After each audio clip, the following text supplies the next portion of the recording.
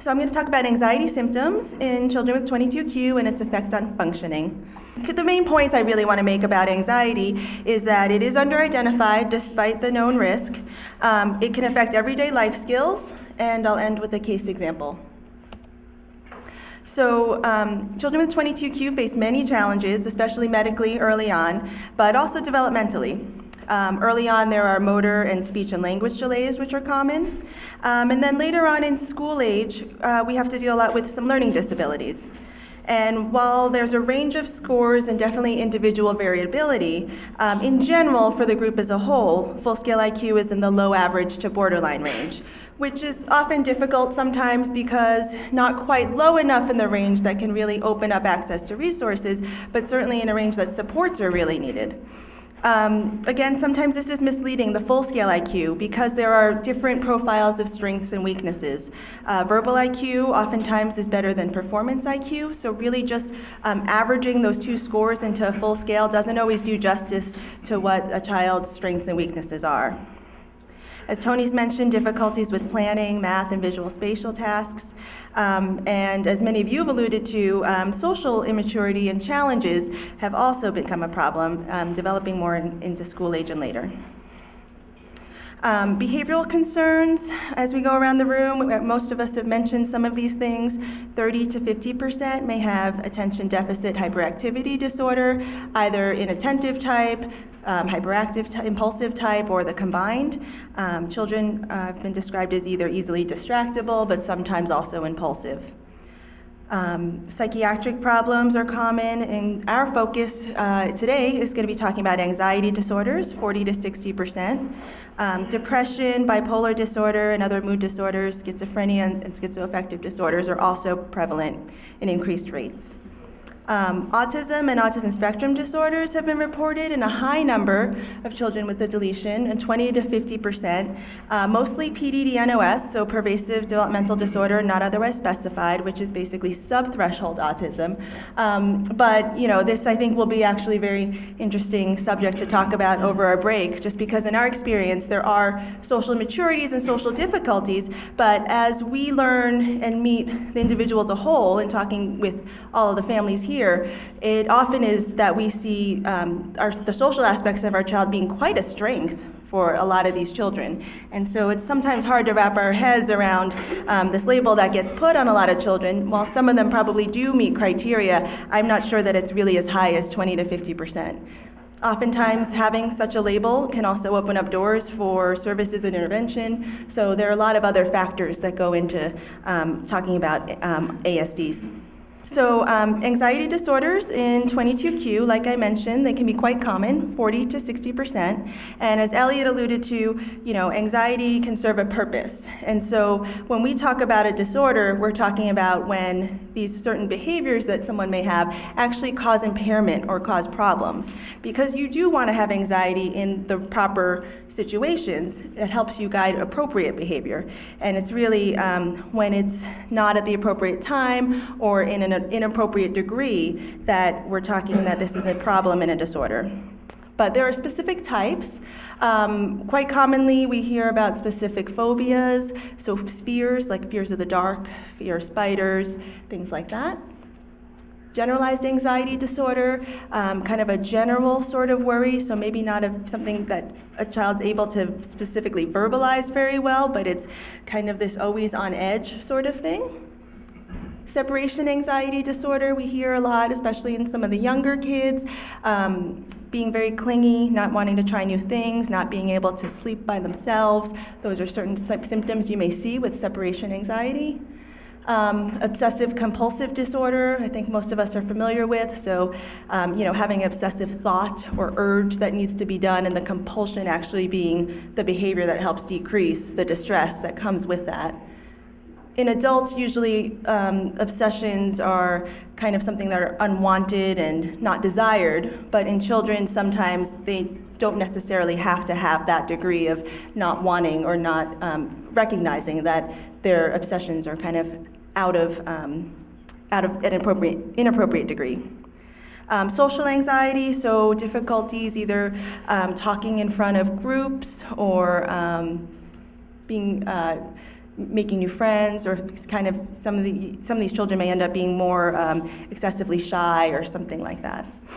The other point I want to make, though, is that while all of these have specific symptoms, anxiety in general can often manifest as other behaviors. And this is often, because some of these behaviors are misunderstood, this is what kind of gets our kids into trouble sometimes, either at school or with other children or things like that. So sometimes we see somatization or bodily complaints that aren't related to necessarily a medical problem, so headaches or stomach aches being caused by anxiety. Inattentive symptoms, as Tony and Elliot both brought up. Oftentimes, if I'm too busy ruminating and worrying about something that's going to happen tomorrow, I'm not paying attention right now to what needs to happen in the classroom.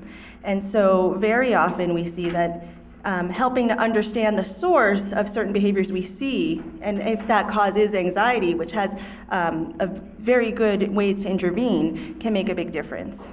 Avoidance behaviors can also be due to anxiety, not wanting to do things that you are afraid of or that you know may be challenging for you. All of us do that at certain times in our lives, but having that in an inappropriate degree certainly gets in the way with either school functioning or working with friends or getting along with family at home.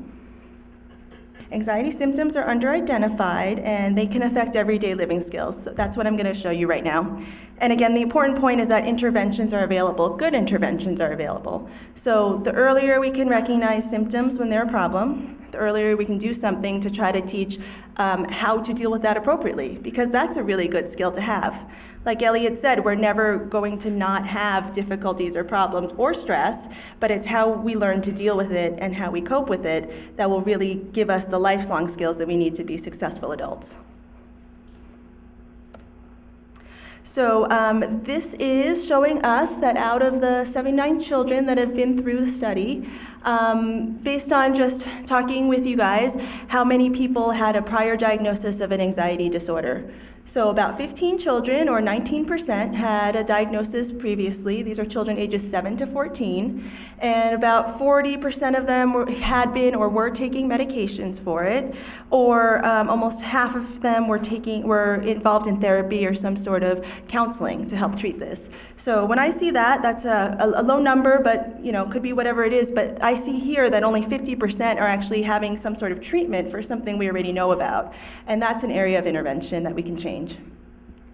After coming through the study here, and you have to keep in mind that we are specifically looking for anxiety symptoms, so not everyone's always doing that, but we think we look for it pretty well. We use a couple of different standardized measures. About 60%, 46 of 79, had symptoms of significant anxiety based on one of our measures, whether it was the Spence or the BASC. And so what I see here, and again, this 58% is more similar to what I told you about a couple slides ago that's reported in the literature of anywhere from 40 to 60% of children with a deletion having an anxiety disorder. So that's a 40% difference, and again, another area we can do better in, helping primary care providers, who are usually the people who are seeing children more often, or helping teachers even help identify, gosh, we know we should be looking for some of these things. What can we do? And so now I'm going to move a little bit along, now that I've told you a little bit about anxiety, about adaptive functioning, because this is what the measure, there are many things you can look at for how well someone is doing, what are good outcomes. IQ is certainly one of them, but I don't think IQ is the only thing. Adaptive function is basically your everyday living skills, and again, these are things that help you become more independent, help you have an independent life and take care of yourself and help take care of those around you.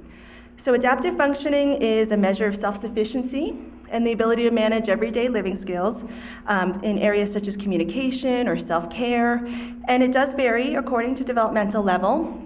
So self-care skills may be, depending on how old you are, being able to help get yourself dressed, or being later on, being able to help groom yourself and take care of all of that independently, bathing, those sorts of things. Asking for help when you need it. Oftentimes, a lot of our children can be quite passive and they don't ask for help when they need it, and that's an important skill when you're by yourself and you need some help. For older individuals, it involves being able to navigate public transportation or driving, if that's what you need to do, riding a bus, anything like that. Being able to order food in a restaurant. These are kind of more of these practical examples of what we're trying to measure when we talked about adaptive functioning. And it is shown in the literature that adaptive functioning predicts later functioning in children with disabilities. And in most populations, adaptive functioning is correlated with IQ. So if we think of IQ kind of as a general potential of what you have to use, the more you have, then the more likely you are to be able to use that and practically use it every day. And we see this in all these different populations. In typical children, where the Vineland is one measure of adaptive functioning, and the KABCs, the Kaufman, it's another IQ test. This is also the same in children with intellectual disabilities, as well as autism and Down syndrome. So through the research efforts of the lab here, CABLE, I'm going to tell you about 78 children that we have data on. Their ages 7 to 14, and the mean age is 10 and a half years, and about a little more than half of them are male. The measures I'm going to explain are the WISC-4s, where we get our IQ scores from. The BASC-2 is the Behavior Assessment System for Children, and that helps give us a global measure of anxiety in general, as well as adaptive skills. And then because we've really switched our focus a little more in the past couple years, we have some limited data as we've been collecting more and more, but these are smaller numbers here we have on more specific measures of adaptive functioning using the ABAS, the Adaptive Behavior Assessment System, and then the Spence Children's Anxiety Scales, which is completed by both the child and the parent. And the nice thing about the Spence is that it gives different subgroups of types of anxiety, as opposed to the general measure that we can get from the BASC. So I'm showing you here a graph that has IQ from low to high on the x-axis here, and on the y-axis we have our BASC adaptive skills. So low to high, this is better adaptive functioning, this is lower adaptive functioning. And you see this line here, the scatter is pretty random. There's no relationship between IQ and adaptive functioning from these almost 80 people that we're looking at here. And so why might that be? Because I just told you in a couple slides ago that usually what we would expect is a nice relationship here, where the higher your IQ is, the higher the adaptive skills are. And so one of our thoughts is that it may be that anxiety is very prevalent in these children, and because of the different reasons that I just told you about before, that may be something that's contributing and getting in the way of one's ability to deploy their resources. So here we're using the BASC again, so that general measure, anxiety from low to high, and then adaptive skills from low to high, and we see a strong negative relationship here. So the higher the anxiety, the lower the adaptive skills. This is just reported by the parents. And here, children who seem to have higher adaptive skills are being rated as having lower anxiety. The thing I should also mention here for anxiety scores is that these are T-scores, so an average score would be about 50 with a 10-point standard deviation. So this 40 to 60 range is really where most of the typical children should be having their scores. And so what we see is scores over 60, which are higher. There is a substantial portion of children who are having significant anxiety symptoms. There are also a big chunk of children who are not and are functioning in this typical range. So the more specific measure using the Spence, here's child and here's parent, and again this is a T-score, so 50 is average, 10 points around it, 40 to 60. Some elevations here that children are saying in separation, a little bit in panic, and then parents see separation and physical injury also. These are just the mean scores when you look at about a little less than 40 children. What I didn't put on here but is important to note is that at least 20% of children were above this 60 score. So at least 20% were having difficulties in some areas related to anxiety. And it's those children that seem to be having more problems with their adaptive functioning too. So this is very similar to what I showed you with the BASC. This is using the Spence for anxiety from high to low, and global adaptive functioning. This is the ABAS adaptive scores, low to high. And again, that negative relationship, higher anxiety, lower adaptive functioning. This is statistically significant. We see the same thing with obsessive-compulsive symptoms, with a little bit of a steeper curve here, higher obsessive-compulsive symptoms, lower adaptive scores. And then separation anxiety and physical injury, we see a similar trend here. It's not quite as strong. They're almost statistically significant, but in that same direction. So very much the same story. And then for two different areas, social phobia and generalized anxiety, those don't seem to contribute as much. What that means necessarily, I'm not sure yet, but it does seem like if there are specific areas that we can target because we know they have a stronger effect, then that's certainly useful for us to know. And there may be different modalities for treating anxiety that we should use in those cases. I just bring this up as a different idea here about cognitive reserve. It's not quite what I mean to say, but so cognitive reserve is kind of how you use the resources you have. It's mostly thought about more in brain damage and Alzheimer's research, this idea about resiliency against brain damage. And one of the ideas is that the same individual compared to another may be exposed to the same amount of insult, but yet doesn't have the same amount of damage done. And why might that be? And one of the reasons postulated is that maybe because the brain may be more efficient beforehand in processing certain tasks. And so by no means is anxiety the same as having brain damage or a neurodegenerative disease, but as Elliot has told us and showed us in other talks as well, chronic stress, possibly, and the effects it has through cortisol in response to anxiety can affect the brain. It can affect different parts of the brain. It can affect the way the brain makes connections. And so when we're dealing with anxiety, it uses up a lot of our cognitive resources and can make it more difficult to perform tasks that we very well may be able to, but we're just using up more of that space. So I'm going to end with a case description, and it illustrates the impact of emotional dysregulation on functional living, despite the presence of mostly average cognitive and achievement skills. So this is a girl who came into research. She's almost 11 and had some early medical problems, including tetralogy of Fallot, and she had a pharyngeal flap that was repaired. She received early intervention until 3 years of age, and now she's in a 5th grade mainstream class. So behaviors related to school are generally pretty good. She likes going to school, although as you're going to see through this example here, anxiety is kind of just everywhere here. So at the start of every school year, she becomes very preoccupied and worried about what's going to happen.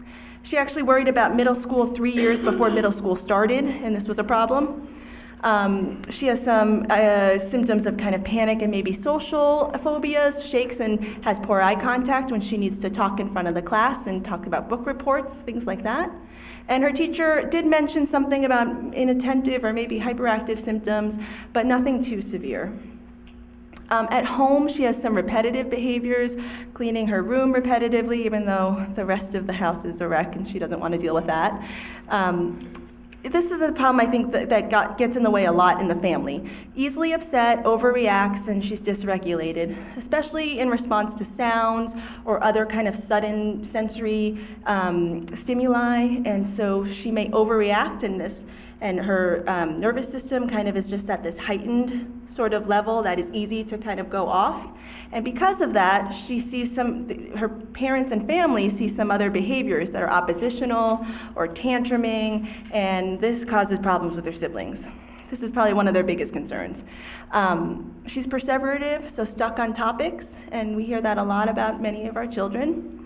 Oftentimes it's just, a certain topic, a certain show, things like that. But in talking with a lot of you, I've heard a lot of perseveration about what's coming next, what's going to happen, when's this next thing, and for me, it's hard to understand sometimes if this is mostly anxiety-based, or if it's something a little different and they're working through their difficulties with understanding space and time, and sometimes it's an organizing effect for them. They have to keep talking about it so they can remember this comes before this comes after this.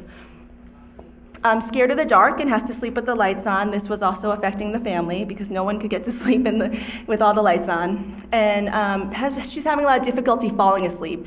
Her brain was kind of thinking and spinning and those sorts of things. And that happens to all of us, again, before something significant that's going to happen. But for her, this was every night, just about going to school the next day. So again, something that's just out of proportion to what it should be. And she was having some nightmares. And despite being in a very safe neighborhood without anything bad ever happening, she told us that she was worried about her parents being kidnapped. So when she came in for the research evaluation, observations include that she was shy and quiet at first, but after a period of warming up, she was chatty and she worked pretty hard, although she did get fatigued at times.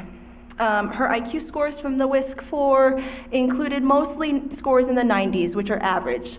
The only thing was she had a little bit of a lower score in processing speed, although this is in low average range, not too impaired. For academic scores, that's what we see here through achievement from the Wyatt. You can see here these are a little bit lower than what her IQ scores are, but pretty much in the low average range. And written language is solidly in the average range. The SCQ is a screener for autism, that's in the normal range. And as I mentioned, short sensory profile, differences in 4 of 7 domains, being overly sensitive to sounds, textures of things, movements, things like that. And then here we go with the adaptive scales. The generalized adaptive component, 74, and the rest of these are in the 70s with the exception of a little bit of a strength here in conceptual 85. And so you see here, IQs in the 90s, these scores are in the 70s. That's a big discrepancy. Here are some of the examples that were given about the difficulties. So never starts conversations of interest to others, never initiates games liked by others. So a lot of kind of passive behavior. Never organizes a fun activity without help, never decides alone to join an organized group. And you can see how maybe difficulties with anxiety or being overly critical about certain things or having a fear of rejection might lead someone to have these certain behaviors. But you really have to think about why in order to maybe understand it and help her get through it. And not interpret it the wrong way. So I think oftentimes we get a lot of oppositional behaviors that aren't meant to be oppositional. And she never controls anger when another person breaks the rules. So on the Spence, there were high ratings both from the child and the parent, and these are very high. I said over 60 is high, but this is even 30 above that for physical injury and generalized anxiety. So when thinking about this case, the points I want to make is that if not managed, anxiety can cause different types of symptoms, inattentive or non-compliant behaviors, things that are interpreted as being oppositional or defiant. We've even had some catastrophic reactions and very strange coping responses that some children have done. And the management really involves caring for the individual, teaching her better coping skills, as well as her system, how her siblings, how her teacher, how her parents understand what she's doing and possibly why, so that things make a little more sense. So management recommendations included cognitive behavioral therapy, including the coping CAT curriculum, which we like a lot, and Ingrid will talk about this. Consider an SSRI, so some treatment with a medication such as Zoloft or Prozac. Occupational therapy for some of that overreactivity that she has because our nervous system is kind of just at this higher level. And then getting the school involved too, because as we saw that discrepancy between the IQ and the achievement scores, really looking to the possibility of supports for learning disorder. And again, inattention in this case may be secondary to anxiety. For other children, there may be truly at the core some difficulties with attention for sure, but in her case, it seems like it was a little bit mild, and many of the times she may have been preoccupied because of her anxiety. Here are some great resources for school and teaching, Donna Cutler-Landsman's book. For social difficulties, these are really great books. They're really meant more for children on the autism spectrum, but they can also be quite helpful. Social Stories, and then Michelle Garcia Winner's series, and then here's the medical video that Tony mentioned. Here's our website. And just want to thank everyone for their participation. We couldn't do it if the families didn't come in, and it's been an honor getting to know everyone's story, and I think we really have a much richer understanding of the syndrome because of all of that. Thank you.